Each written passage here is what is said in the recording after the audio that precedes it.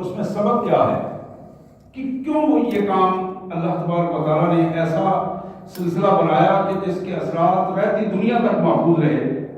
انشاءاللہ اس حوالے سے بات ہوگی. لیکن آئیے سب سے پہلے ان آیات کا سادہ سا مفہوم. بسم اللہ الرحمن الرحیم. اللہ کے مبارک نام سے بڑا مہربان بہت زیادہ رحم کرنے والا ہے. سبحان الذی اسری بعبدہ. پاک ہے وہ ذات جو لے گئی اپنے بندے کو، جس نے سیر کرائی اپنے بندے کو، لیلاً رات کے ایک تھوڑے سے حصے میں، من المسجد الحرام مسجد حرام سے، الی المسجد الاقصی مسجد اقصی کا، الذی بارکنا حولہ، وہ مسجد اقصی جس کے پورے ماحول کو ارد گرد میں اللہ کی طرف سے برکتیں ہی برکتیں ہیں، برکتوں نے اس کو گھیر رکھا ہے. لنریہ من آیاتنا. یہ اس پاک ذات نے اپنے بندے کو یہ سیر اس لیے کروائی، یہ وزٹ اس لیے کروایا تاکہ اپنے بندے کو مالک اپنی نشانیوں کا علم عطا فرما دے، تاکہ اسے دکھائے کہ اس کی اس کائنات میں کیا کیا نشانیاں ہیں. انہو هو السمیع البصیر. بلا شبہ وہ پاک ذات، وہ مالک سب کچھ سننے اور سب کچھ دیکھنے والا ہے. وَآتَيْنَا مُوسَى الْكِتَابَ. اور ہم نے موسیٰ علیہ السلام کو کتاب عطا فرمائی. وَجَعَلْنَاهُ هُدًى لِبَنِي إِسْرَائِيلَ. اور ہم نے موسیٰ علیہ السلام کو دی جانے والی کتاب اس کو بنی اسرائیل کے لیے رہنما کتاب بنا دیا تھا، ہدایت کا ذریعہ اور رہنما کتاب بنایا تھا. اللہ تتخذوا من دونی وکیلا. اور وہ کتاب اس لیے ان کو دی گئی تھی کہ وہ میرے ساتھ کسی دوسرے کو ذرہ برابر بھی شریک نہ ٹھہرائیں. کتاب کے نازل کرنے کا مطلب یہ تھا کہ ان کو اللہ کی پہچان ہو جائے اور اللہ وحدہ لا شریک کی پہچان کو وہ قائم رکھے. ذریۃ من حملنا مع نوح. یہ بنی اسرائیل اولاد تھی ان لوگوں کی جو حضرت نوح علیہ السلام کے ساتھ ہم نے جن کو کشتی میں سوار کر کے بچا لیا تھا. انہ کان عبدا شکورا. اور نوح ہمارا بڑا ہی شکر گزار بندہ تھا. سبحان اللہ وبحمدہ سبحان اللہ العظیم. سبحان اللہ وبحمدہ عدد خلقہ ورضا نفسہ وزنة عرشہ ومداد کلماتہ.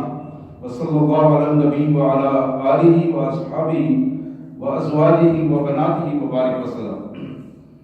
حضرات یہ آیات تھی 15 پارہ سورہ اسراء کی، بنی اسرائیل کی پہلی 3 آیات جو میں نے آپ کے سامنے تلاوت بھی کی اور ان کا ترجمہ اور مفہوم بھی آپ کے سامنے رکھا.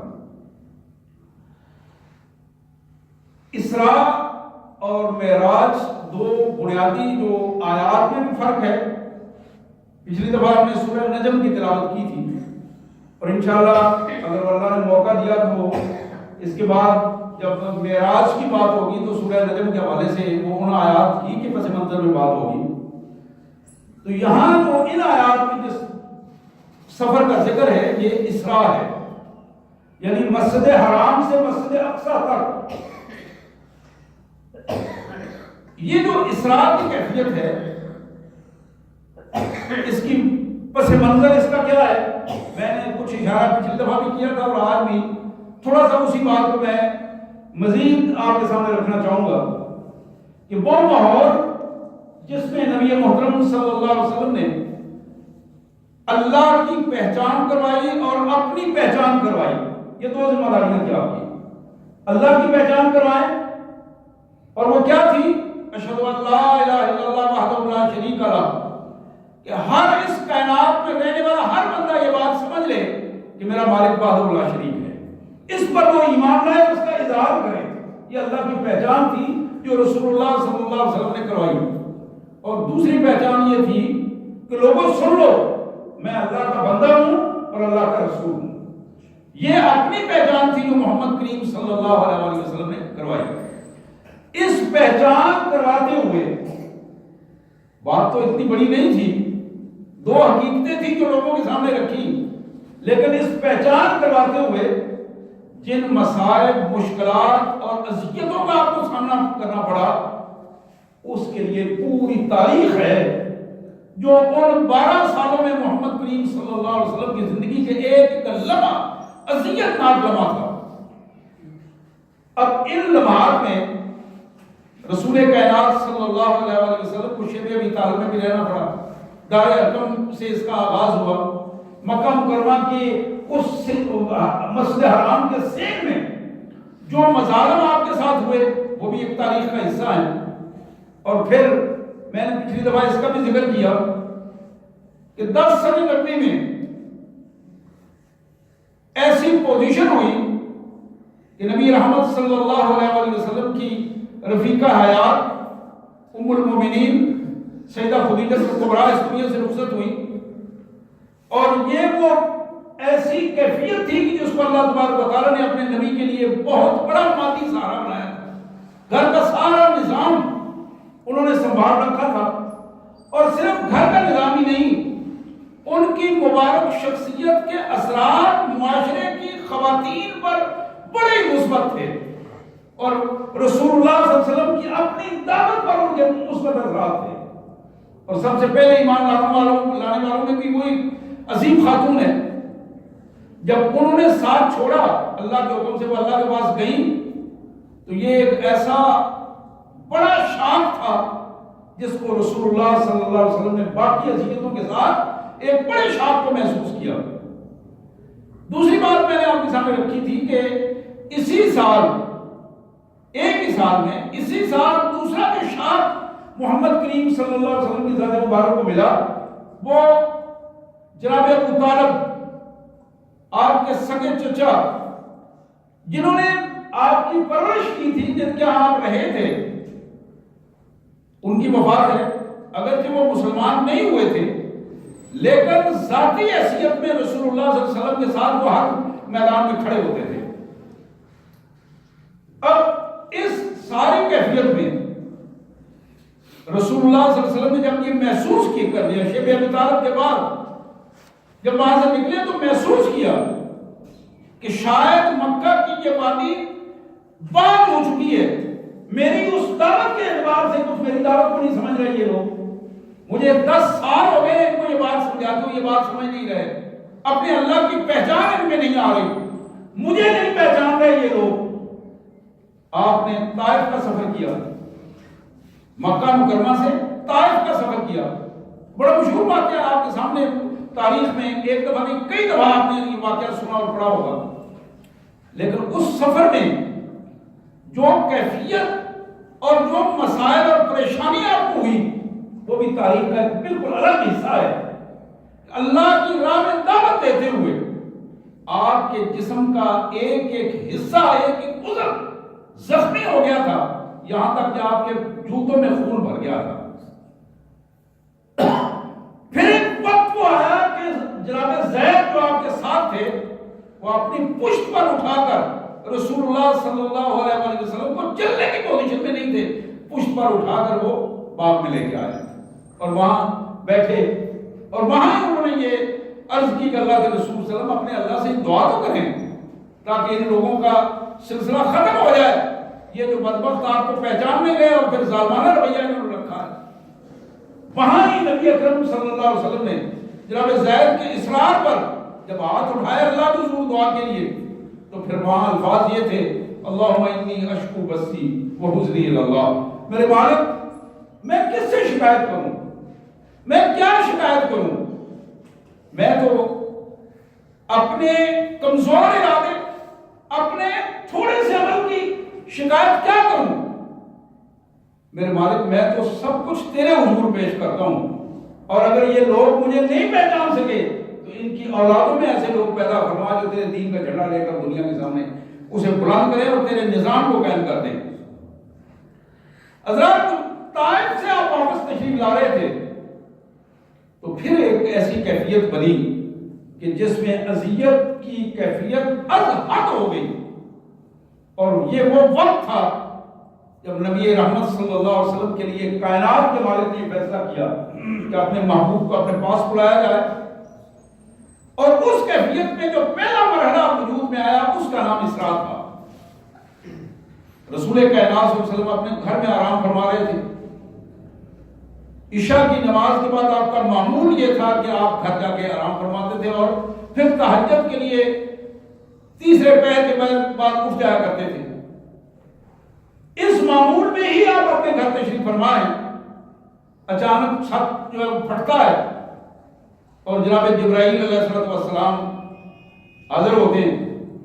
یہ سیاستہ کی روایات ہیں جو علامہ ابن قیم نے بھی، زرقانی نے بھی، خصائص کبریٰ میں بھی، بہت ساری تاریخ اور سیرت کی کتابوں میں موجود ہیں اس حدیث کے حوالے کہ جناب جبرائیل علیہ السلام تشریف لائے اور آپ کو لے کر حرم میں آئے۔ حرم میں دوسری حدیث مبارک میں یہ الفاظ آتے ہیں کہ آپ چونکہ اسی کیفیت میں تھے، آپ حرم میں حتیم میں آ کے لیٹ گئے کچھ دیر کے لیے۔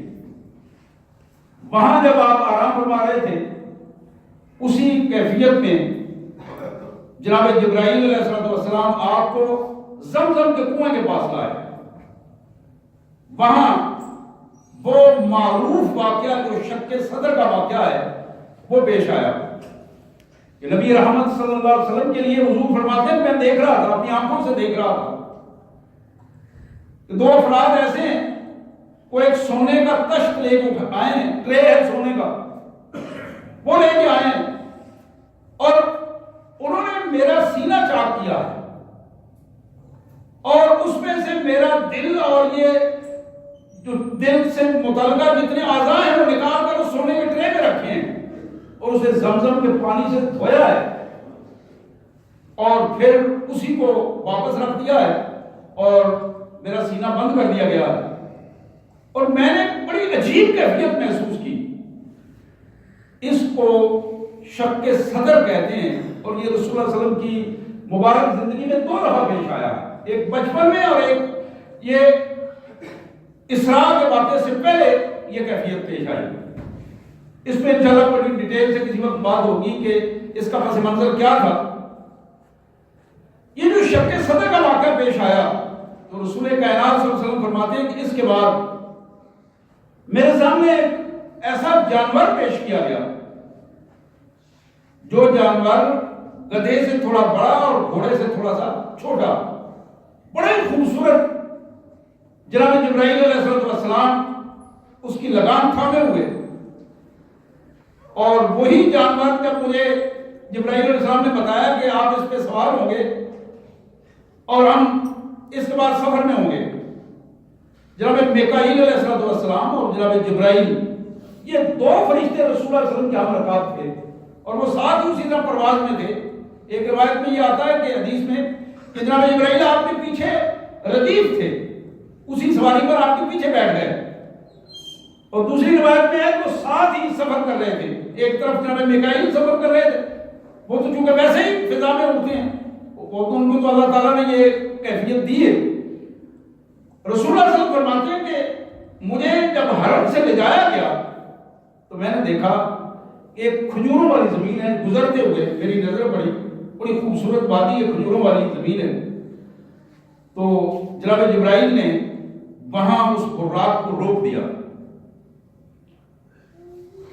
براق جب رکا تو جناب جبرائیل نے عرض کیا اللہ کے رسول صلی اللہ علیہ وسلم یہاں کچھ نوافل، کچھ عبادت کر لیجیے، کچھ 2 رکعت پڑھ لیجیے۔ تو آپ فرماتے ہیں کہ میں نے 2 رکعت ادا کی۔ تو جبرائیل علیہ السلام نے پوچھا اللہ کے رسول صلی اللہ علیہ وسلم آپ کو معلوم ہے کہ کون سی جگہ ہے؟ آپ نے فرمایا نہیں، میں نہیں جانتا۔ تو انہوں نے عرض کیا اللہ کے رسول صلی اللہ علیہ وسلم یہ وہ جگہ ہے جہاں مکہ مکرمہ سے آپ ہجرت کر کے یہاں تشریف لائیں گے، یہ مدینہ منورہ ہے، اسے مدینہ النبی کہا جائے گا، اور یہ آج اس کا نام یثرب ہے۔ یہ معروف جگہ ہے جہاں آپ تشریف لائیں گے، اور یہی اصل وہ جگہ ہے جہاں اسلامی ریاست قائم ہوگی۔ رسول کائنات صلی اللہ علیہ وسلم نے فرمایا اچھا مجھے مکہ سے نکال دیا جائے گا، مجھے مکہ سے نکل کر ہجرت کرنا پڑے گی، اپنے گھر سے یہاں آنا پڑے گا؟ تو بتایا کہ ہاں اللہ کے پیارے نبی صلی اللہ علیہ وسلم ایسے ہی ہوگا، آپ کی قوم آپ کو نکال دے نبی کے ساتھ ایسا ہوا ہے، ہر نبی کے ساتھ ایسا ہوا ہے کہ وہ اپنے گھر سے نکلے، انہوں نے ہجرت کی، بالکل اسی طرح آپ بھی اپنے گھر سے نکلیں گے اور یہ آپ کا مسکن ہے۔ نبی رحمت صلی اللہ علیہ وسلم فرماتے ہیں کہ اس کے بعد پھر ہم سفر کا آغاز ہوا، میں نے دیکھا کہ ایک جگہ پہ چلتے چلتے جناب جبرائیل نے پھر روک دیا براق کو، پھر ہم اترے اور انہوں نے عرض کیا اللہ کے رسول صلی اللہ علیہ وسلم کہ ہاں 2 نفل ادا کر لیجیے۔ میں نے 2 رکعتیں پڑھی، رکعتیں پڑھنے کے بعد جبرائیل نے پھر وہ سوال دہرایا، اللہ کے رسول صلی اللہ علیہ وسلم آپ کو معلوم ہے یہ جگہ کون سی ہے؟ حضور فرماتے ہیں کہ میں نے کہا میں نہیں جانتا۔ تو جبرائیل علیہ السلام نے پھر عرض کیا اللہ کے محبوب صلی اللہ علیہ وسلم یہ جگہ وادی سینا ہے، وادی سینا ہے جہاں موسیٰ علیہ السلام نے اپنے اللہ سے جو ہم کلام ہوئے تھے، یہ وہ وادی ہے۔ تو زرقانی نے اور خصائص کبریٰ میں لکھا ہے کہ نبی رحمت صلی اللہ علیہ وسلم فرماتے ہیں کہ میں نے شجر موسیٰ کے پاس 2 رکعتیں ادا کی، وہ جگہ جہاں موسیٰ علیہ السلام جس درخت کے پاس آپ نے اللہ سے ہم کلام ہوئے تھے، آپ اس جگہ پر میں نے 2 رکعتیں ادا کی، اور پھر اسی کیفیت میں سفر کا آغاز ہو گیا۔ پھر ایک تیسری جگہ اسی سفر میں پھر روکا، اور وہاں جب رکے تو جناب جبرائیل نے پھر وہی عرض کی کہ اللہ کے رسول صلی اللہ علیہ وسلم یہاں بھی 2 رکعتیں ادا کر لیجیے، کچھ عبادت اللہ کی سے رابطے کا ایک ذریعہ ہے۔ تو میں نے 2 رکعتیں ادا کی، تو پھر مجھے بتایا گیا کہ اللہ کے پیارے رسول صلی اللہ علیہ وسلم یہ بیت اللحم ہے، یہ وہ جگہ ہے جہاں حضرت عیسیٰ علیہ السلام کی پیدائش ہوئی تھی، یہاں سے اٹھان تھی اللہ کے نبی جناب عیسیٰ علیہ السلام، وہ جو بنی اسرائیل کی طرف اسپیشل بھیجے گئے تھے۔ موسیٰ علیہ السلام بھی بنی اسرائیل کی طرف آئے تھے، لیکن حضرت عیسیٰ علیہ السلام کے حوالے سے اسپیشل یہ کہا گیا کہ رسول اللہ بنی اسرائیل کی طرف اسپیشل رسول بنا کر بھیجے گئے تھے ان کی اصلاح کے لیے۔ یہاں حضرت عیسیٰ علیہ السلام کا مقام ہے۔ تو نبی رحمت صلی اللہ علیہ وسلم نے فرمایا کہ میں نے وہ مقام بھی دیکھا۔ اب ایک تیسری جگہ بعض روایات میں آتی ہے اور بعض احادیث میں اس کو نہیں بیان کیا گیا، بعض میں بیان کیا گیا ہے۔ نبی رحمت صلی اللہ علیہ وسلم فرماتے ہیں کہ ہم چل رہے تھے، چلتے چلتے ایک مقام پر جب رکے تو اس مقام پر پھر مجھے جناب جبرائیل نے عرض کی کہ اللہ کے رسول صلی اللہ علیہ وسلم یہاں بھی آپ کچھ عبادت کر رہے ہیں۔ تو میں نے 2 رکعتیں وہاں پڑھی، تو مجھے بتایا گیا کہ یہ مدین ہے، مدین جناب شعیب علیہ السلام کا مقام ہے۔ یہ وہ اس وقت کی عالمی منڈی تھی جس کے متمدن لوگوں کے ہاں اللہ نے حضرت شعیب علیہ السلام کو بھیجا تھا۔ اب یہ وہ سفر ہے، میں یہاں رک کر آپ کے سامنے یہ بات رکھنا چاہوں گا کہ نبی رحمت صلی اللہ علیہ وسلم کے سفر کا آغاز حرم مکہ سے ہوا، اور دوسرا پڑاؤ حرم مدینہ تھا، اور تیسرا پڑاؤ وادی سینا تھی، اور چوتھا پڑاؤ بیت اللحم تھا، اور 5واں پڑاؤ مدین تھا، اور اس کے بعد پھر مسجد اقصی تشریف لے گئے۔ اب یہ 6 مراحل ہیں مسجد اقصی تک، حرم سے مسجد حرام سے مسجد اقصی تک۔ حضرات یہ وہ چیز ہے جسے آج لوگوں کے منہ سے تو مدینے کی ریاست کی بات ہوتی ہے، عملاً مدینے کی ریاست کے یہ وہ ستون ہیں جن کو حضور صلی اللہ علیہ وسلم کو مدینہ کی اسلامی ریاست کے وجود میں آنے سے پہلے ان 6 ستونوں کی سیر کروا کے ان کو بتایا گیا کہ یہ ہے اسلامی نظام کی کیفیت جو اس انداز میں ہوگی، مکمل ہوگی۔ موسیٰ علیہ السلام کی پوری ہسٹری سامنے رکھی گئی، بنی اسرائیل کی پوری ہسٹری، سورہ بقرہ کی پوری ہسٹری سامنے لائی گئی 2.5 پاروں کی، اور اس میں یہ بات بتائی گئی کہ کس طرح یہودیت کو اللہ تبارک و تعالیٰ نے اپنی محبوب قوم قرار دیا تھا، اور پھر کس طرح وہ محبوب سے مغضوب قوم ٹھہرے، اللہ کا عذاب ان پر آیا، اور اس کی وجہ کیا تھی؟ موسیٰ علیہ السلام کی سیرت، پھر عیسیٰ علیہ السلام کی سیرت۔ کس طرح ان کی اصلاح کے لیے ایک اسپیشل نبی محمد رسول اللہ صلی اللہ علیہ وسلم سے تقریباً 600 سال پہلے ایک اسپیشل اللہ کے رسول اللہ کے نبی ان کی طرف بھیجے گئے، لیکن ان ظالموں نے ان کی زندگی کے ساتھ دشمنی کی، ان کا وجود تک ختم کرنے کی کوشش کی، لیکن اللہ کی یہ مہربانی تھی کہ اللہ نے ان کو اپنی طرف اٹھا لیا۔ حضرات یہ وہ پہلا مرحلہ تھا جو محمد کریم صلی اللہ علیہ وآلہ وسلم نے اس انداز میں طے فرمایا۔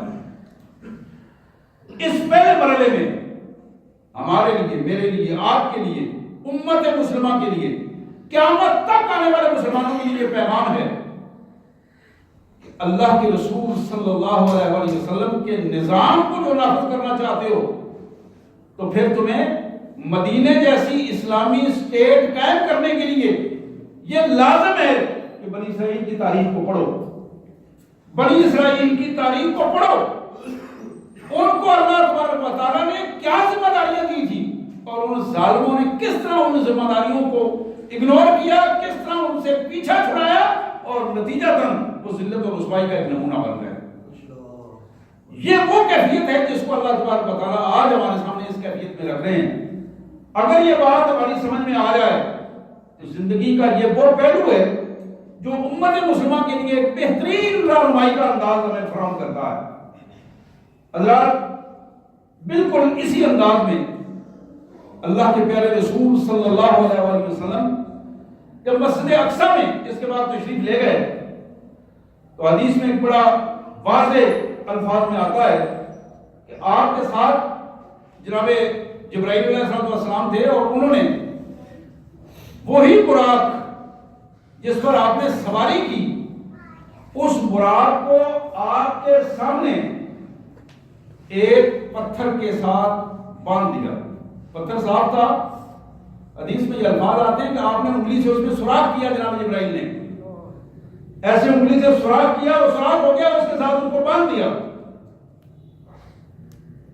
براق کو نہ بھی باندھا جاتا تو وہ وہیں رہتا، کبھی آگے پیچھے نہ ہوتا، لیکن یہ وہ طریقے ہیں جو تہذیب اور اخلاق کے طریقے ہیں جس کو اللہ تبارک و تعالیٰ اپنے بندوں کے ذریعے، پیغمبروں کے ذریعے اور فرشتوں کے ذریعے اپنے بندوں تک پہنچاتے ہیں اور ان کو ایک تہذیب سکھانے کا ایک انداز ہے۔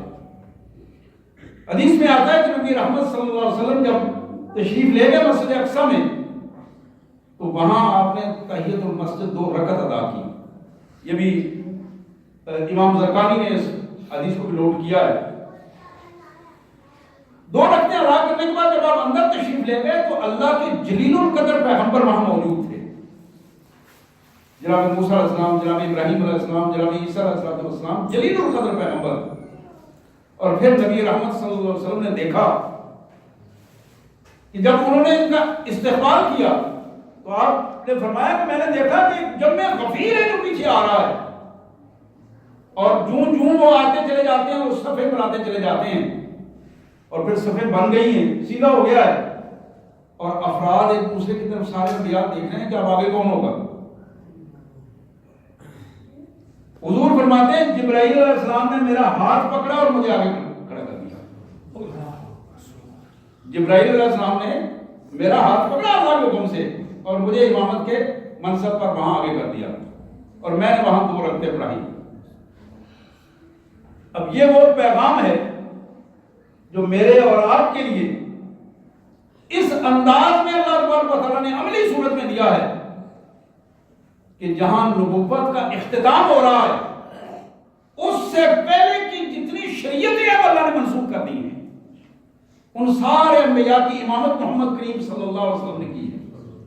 اور یہی وہ پیغام ہے۔ دین تو وہی ہے، دین وہی ہے جس کی بنیاد توحید ہے، رسالت ہے، آخرت ہے۔ دین وہی ہے جو آدم علیہ السلام سے لے کر محمد کریم صلی اللہ علیہ وسلم تک آج بھی اسی طرح ہے، لیکن انبیاء کی شریعتوں کو منسوخ کر دیا گیا۔ شریعت موسوی کو منسوخ کیا گیا، شریعت ابراہیمی کو منسوخ کیا گیا، شریعت عیسوی کو منسوخ کیا گیا، تورات، زبور، انجیل کتابوں کو منسوخ کر دیا گیا اور پھر ایک چیز طے کر دی گئی، اب جو شریعت چلے گی اس کا نام شریعت محمدی ہوگا اور جو دین چلے گا اس دین کا نام وہی دین دین اسلام ہوگا۔ حضرات بالکل اسی کیفیت میں نبی رحمت صلی اللہ علیہ وآلہ وسلم جب باہر تشریف لائے تو حدیث میں ایک بڑا مشہور واقعہ آپ کے سامنے 3 قسم کے غذائی پیالے پیش کیے گئے۔ یہ سیرت کی ساری کتابوں میں موجود ہے۔ ایک روایت یہ ہے کہ یہ 2 دفعہ واقعہ ہوا، ایک تو یہاں مسجد اقصیٰ کے بعد اور ایک سدرۃ المنتہا پہ۔ لیکن یہاں جو بات میں کر رہا تھا، ایک پیالے میں شراب تھی، ایک میں دودھ تھا اور ایک میں پانی تھا۔ بعض روایات کے مطابق ایک میں شہد بھی تھا۔ نبی رحمت صلی اللہ علیہ وسلم کو نوش کرنے کی دعوت دی گئی، آپ کی میزبانی کے لیے وہ چیزیں پیش کی گئی۔ اللہ کے رسول صلی اللہ علیہ وسلم فرماتے ہیں کہ میں نے دودھ والا پیالہ اٹھایا اسے، جب میں نے وہ پیالہ اٹھا لیا تو جبرائیل علیہ السلام نے عرض کیا اللہ کے پیارے رسول صلی اللہ علیہ وسلم، آپ نے بالکل عین فطرت کے مطابق اس چیز کو اٹھایا ہے جو آپ کے لیے اور آپ کی امت کے لیے قیامت تک برکتوں کا باعث بنتی رہے گی۔ اگر آپ شراب کی طرف ہاتھ اٹھاتے تو آپ کی امت گمراہ ہو جاتی، اگر آپ پانی کی طرف ہاتھ بڑھاتے ایک روایت بھی ہے کہ آپ کی امت پانیوں میں غرق ہو جاتی۔ تو یہ اللہ کا خاص کرم ہے کہ آپ نے بالکل عین فطرت کے مطابق اور کائنات کے مالک کی پسندیدہ اس کی رضا کے مطابق آپ نے دودھ کا انتخاب کیا ہے، اور یہ دودھ آپ کے لیے برکتوں کا باعث بن جائے گا۔ اور شاید یہی وجہ ہے کہ نبی رحمت صلی اللہ علیہ وآلہ وسلم جب بھی دودھ نوش فرمایا کرتے تھے تو آپ ایک دعا فرمایا کرتے تھے، اللہم بارک لنا فی وزدنا منہ، یا اللہ اس دودھ میں، اس غذا میں ہمارے لیے اور زیادہ برکتیں عطا فرما دے، اور اس کے عطا کرنے میں اور زیادہ اضافہ فرما، کہ یہ اتنی برکتوں والی چیز ہے، مکمل غذا ہے، اور اللہ تبارک و تعالیٰ کے انعامات میں خاص انعام دے۔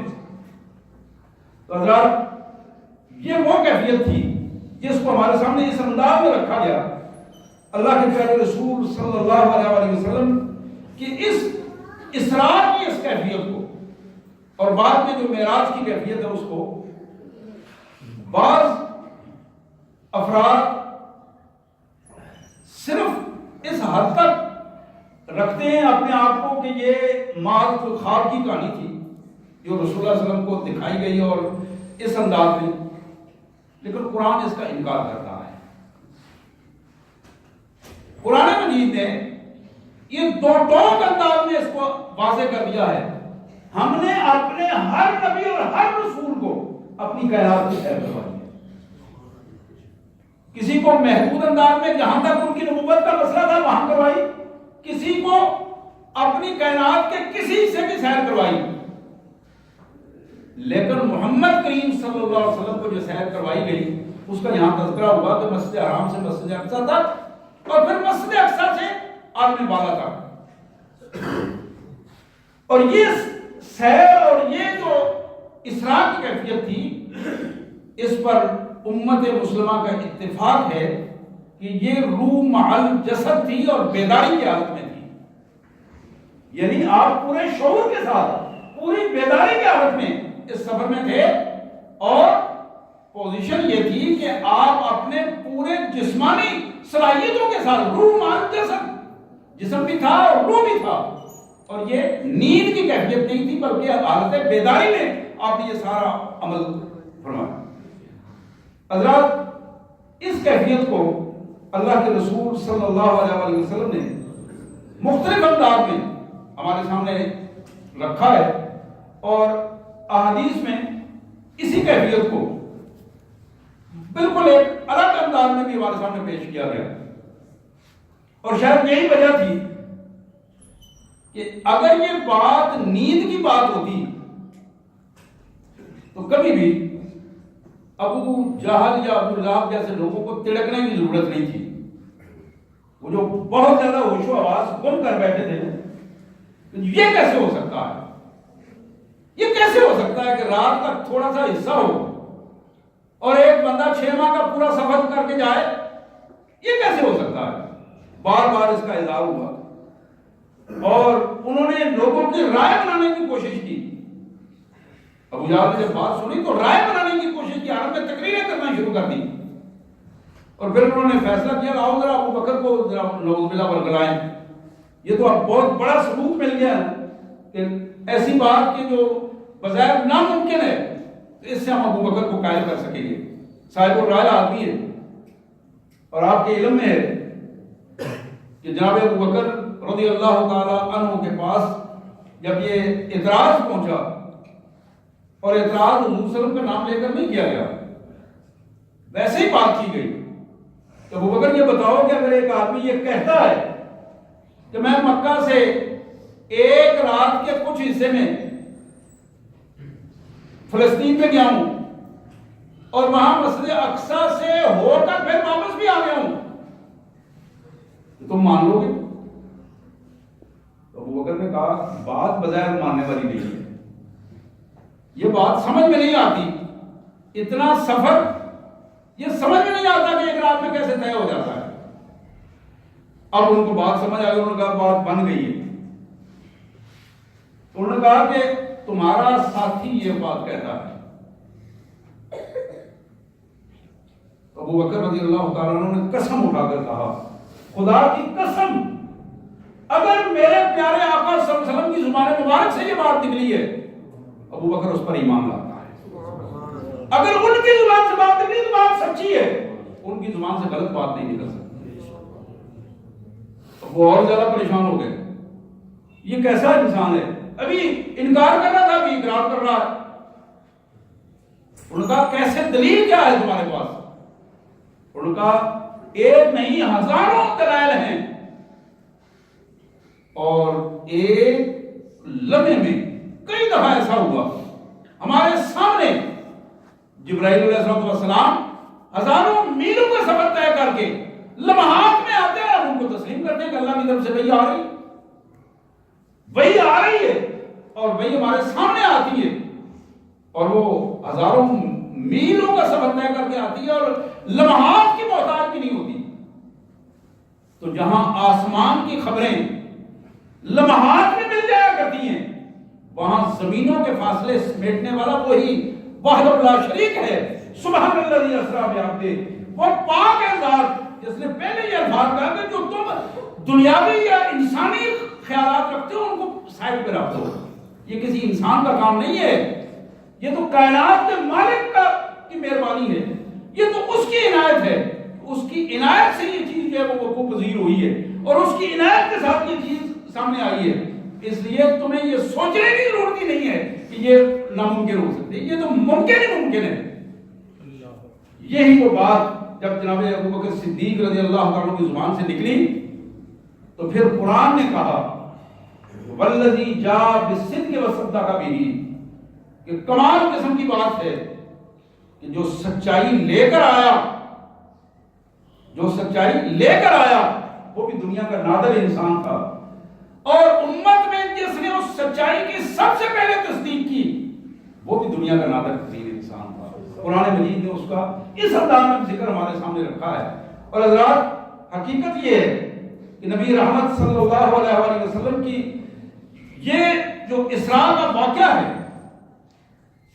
یہ جو اسراء کا واقعہ ہے، یہ جو آپ کا حرم سے لے کر مسجد اقصی تک جانا ہے، یہ محض واقعہ نہیں ہے، یہ محض ایسی بات نہیں ہے کہ عام واقعے کے طور پر پیش آئے. یہ اللہ تبارک و تعالیٰ کی طرف سے یہ وہ چیز ہے جو بندہ مومن کو قیامت تک آنے والے کی یہ ایک سبق ہے کہ تمہیں ان راستوں سے گزر کر تم اسلامی تاریخ کا مطالعہ کرو، اور اسلامی تاریخ کا مطالعہ کرنے کے بعد تمہیں اس بات کا ادراک ہوگا اس دنیا میں تمہیں کس لیے ہم نے بھیجا ہے. کیا دنیا میں اس لیے بھیجا ہے کہ تم روٹی روزی کے چکر میں پڑے ہو، جس طرح ہم بار بار یہ الفاظ کہتے ہیں جی کیا کریں اب روٹی کا مسئلہ ہے، کیا کریں اگر زندہ بھی تو رہنا ہے اس دنیا میں. یعنی ہم اپنے بلبوتے پر خود اپنا رزق اپنے ذمہ لے رہے ہیں. اس زندگی کو ہم نے اپنے ذمہ لیا ہوا ہے کہ ہمیں یہاں زندہ رہنا ہے. نہ ہم یہاں اپنی مرضی سے آئے ہیں، نہ اپنی مرضی سے یہاں سے جائیں گے. نہ اپنی مرضی سے ہم رزق لے سکتے ہیں، نہ اپنی مرضی سے رزق کو اس انداز میں کسی دوسرے کو دے سکتے ہیں. یہ تو معاملہ بالکل دوسرا ہے. ہم اس بات کو بھول گئے ہیں اور جو حقیقت تھی اس کو چھوڑ دیا ہم نے. ورنہ ہماری پہچان تو یہ تھی کہ وما خلقت الجن والانس الا لیعبدون. ہمیں تو اس کائنات میں بھجوائے کسی اور مقصد کے لیے تھا، اور وہ مقصد صرف اور صرف یہ تھا، صرف اور صرف یہ مقصد تھا کہ تم اپنے آپ کو اللہ کا بندہ ثابت کر لو.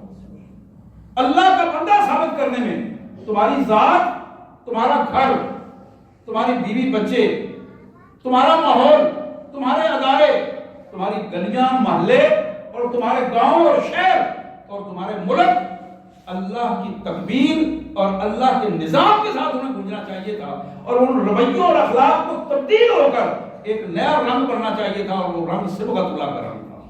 اسی کا ایک حصہ یہ اسراء اور معراج بھی ہے. اور یہی بات علامہ اقبال مرحوم نے بھی کہی تھی کہ سبق ملا ہے معراج مصطفیٰ سے مجھے کہ عالم بشریت کی زد میں ہے گردوں. کہ آج مجھے محمد رسول اللہ صلی اللہ علیہ وسلم کا اس معراج کو پوری مطالعہ کرنے کے بعد میں اس نتیجے پر پہنچا ہوں کہ اللہ نے انسان کو اتنی قوت دی ہے کہ انسانیت کا رہنما، انسانیت کا سردار محمد رسول اللہ صلی اللہ علیہ وسلم آسمانوں کا سفر طے کر کے عرش عظیم کی طرف چلا جاتا ہے. یہ بلندیاں اللہ تعالیٰ اسے عطا فرماتا ہے. تو یہ انسان جو محمد رسول اللہ صلی اللہ علیہ وسلم کی امت میں سے ہیں، ان کی پوزیشن بھی یہ ہے کہ یہ اپنے آپ کو بلندیوں کے سفر کی طرف لے جائیں اور اس پوری کائنات میں اللہ کے نظام کو نافذ کرنے کی کوشش کریں. اور یہی وہ وجہ ہے کہ جو وہاں اس کلام مجید وہاں سے اترا، اس کے بارے میں اللہ کے رسول صلی اللہ علیہ وسلم نے فرمایا ان اللہ یرفع بہذا الکتاب اقواما ویضع بہ آخرین. یہی کتاب ہدایت ہے، یہی کتاب ہے جو توفیقاً معجزے کے طور پر اللہ تعالیٰ نے زندہ معجزہ میں عطا کیا ہے. اس کا اثرات یہ ہیں کہ اللہ تبارک و تعالیٰ اس کے ماننے والوں کو دنیا کا امام بنا دیتے ہیں، یا اس کے ماننے والے جب صحیح نہیں مانتے تو پھر دنیا کی ذلت کی اتھاہ گہرائیوں میں گر جاتے ہیں. حضرات، آج اس واقعہ اسراء کے بعد جس کو ہم نے اس انداز میں سنا اور سنایا ہے، ہماری ذمہ داری یہ بنتی ہے کہ ہم اپنے آپ کو اس پوزیشن میں لائیں کہ رسول اللہ صلی اللہ علیہ وسلم نے اپنی مبارک زندگی جن مراحل سے گزار کر اللہ کے نظام کو نافذ کرنے میں لگا دی ہے، ہم اس میں اپنا رول کس حد تک ادا کر سکتے ہیں. ہمیں اس میں اپنا رول کس انداز میں ادا کرنا ہے. یہ وہ سوال بھی ہے، یہ وہ عمل بھی ہے جو میرے اور آپ کو دعوت دیتا ہے. اللہ میں اس پر غور کرنے اور اس پر عمل کرنے کی توفیق عطا فرمائے. واخر دعوانا الحمدللہ رب العالمین.